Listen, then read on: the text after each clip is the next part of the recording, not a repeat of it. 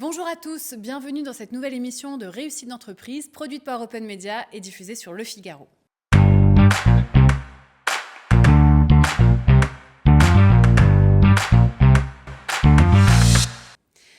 En 2025, nous comptons près de 7000 praticiens d'hypnose thérapeutique, soit 3 fois plus que 10 ans auparavant. Alors la santé mentale est devenue l'une des priorités nationales avec 83% des professionnels de santé qui reconnaissent les bienfaits de l'hypnose. Que peut-on soigner avec l'hypnose thérapeutique et comment ? Eh bien, c'est ce qu'on voit tout de suite avec Kevin Ramschurn, hypnologue et formateur en hypnose. Bonjour Kevin. Bonjour Agnès. Alors Kevin, vous avez créé l'Académie d'hypnose en 2010, vous êtes également praticien, hypnologue.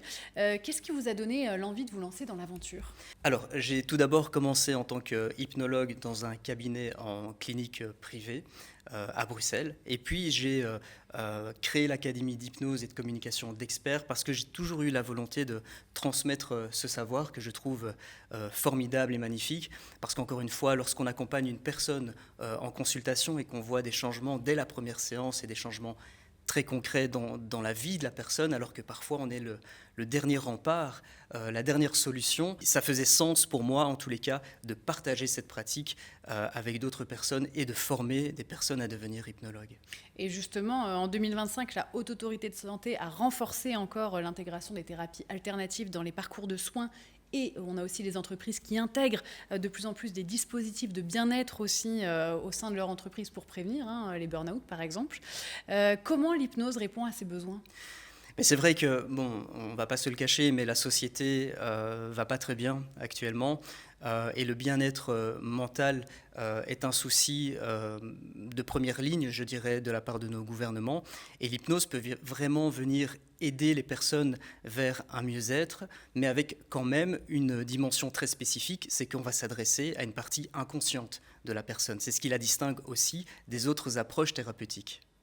Alors, comment ça se passe une séance concrètement ? Parce que là, on parlait tout à l'heure de milieu hospitalier, comment les thérapeutes accompagnent en milieu hospitalier les patients, et puis en entreprise également. Qui peut accompagner et comment ?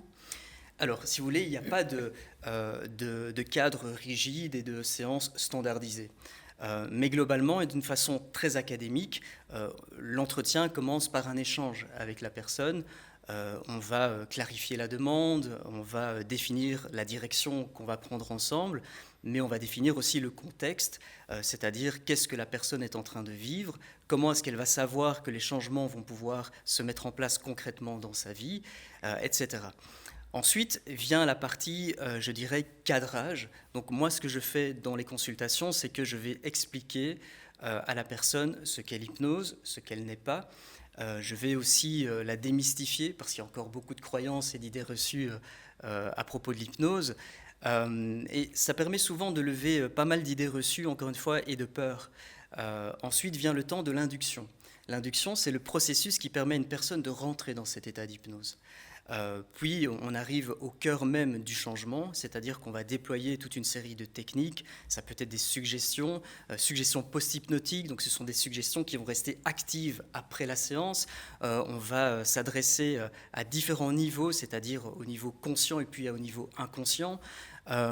Parfois en donnant des injonctions paradoxales, c'est-à-dire qu'on va donner une direction au conscient et puis une autre direction à l'inconscient, et puis on utilisera d'autres types d'ingrédients tels que des métaphores, on fera peut-être un travail émotionnel, quoi d'autre, on va changer les mécanismes, les automatismes que l'inconscient a pu intégrer avec le temps, etc., etc.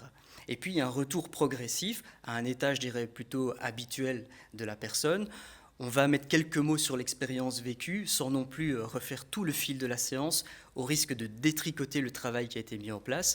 Et puis, on va voir comment ça peut s'inscrire concrètement dans le quotidien de la personne. Alors les formations en hypnose également attirent de plus en plus de professionnels en reconversion ou en quête de sens.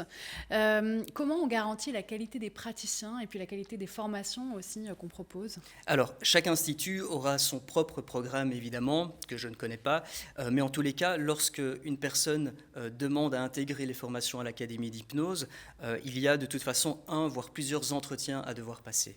Ça nous permet d'échanger avec la personne, d'apprendre à la connaître, Ça nous permet aussi de sonder la personne sur ses motivations quant au fait d'intégrer une formation en hypnose. Oui. Ce qui reste quand même quelque chose de très spécifique, puisqu'on va enseigner aux personnes à pouvoir dialoguer, c'est une image, mais à dialoguer avec l'inconscient d'autres personnes et à accompagner d'autres personnes. Donc, on a une grande responsabilité dans le parcours formatif.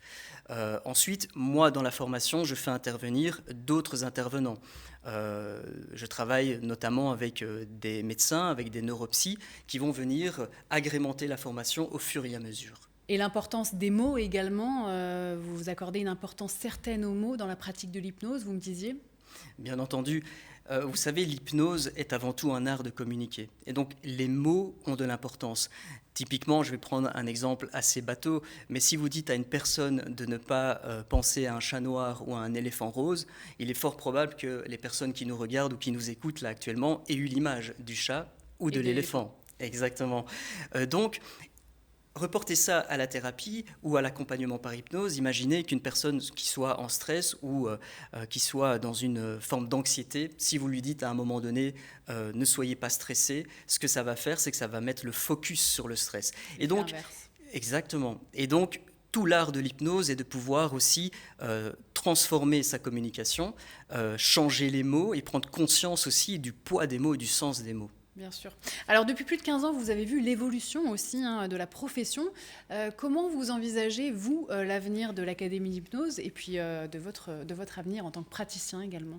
Alors, c'est vrai que la profession a évolué et la vision pour moi de l'hypnose dans le futur, elle se dessine de deux façons différentes. D'une part, niveau humain, où on voit de plus en plus l'hypnose comme outil intégratif dans d'autres domaines d'activité ou dans d'autres types d'accompagnement, sophrologie, coaching, etc. Et puis, il y a le volet technologique, avec le développement de la digitalisation, mais aussi de l'intelligence artificielle. Je préciserai quand même une chose, c'est que l'intelligence artificielle ne crée pas de relation avec vous, avec les personnes qui l'utilisent. Elle crée tout au plus l'illusion d'une relation. Elle n'est pas capable d'intuition, d'émotion et de sens moral. Donc, moi, je pense que le débat il est plutôt à poser en termes de comment allons-nous harmoniser l'intelligence artificielle avec le métier d'hypnologue. Vaste question et quelques années à venir pour y répondre. Merci beaucoup, Kevin, pour cet échange. Avec plaisir. Quant à nous, on se retrouve très bientôt pour une prochaine émission de Réussite d'entreprise.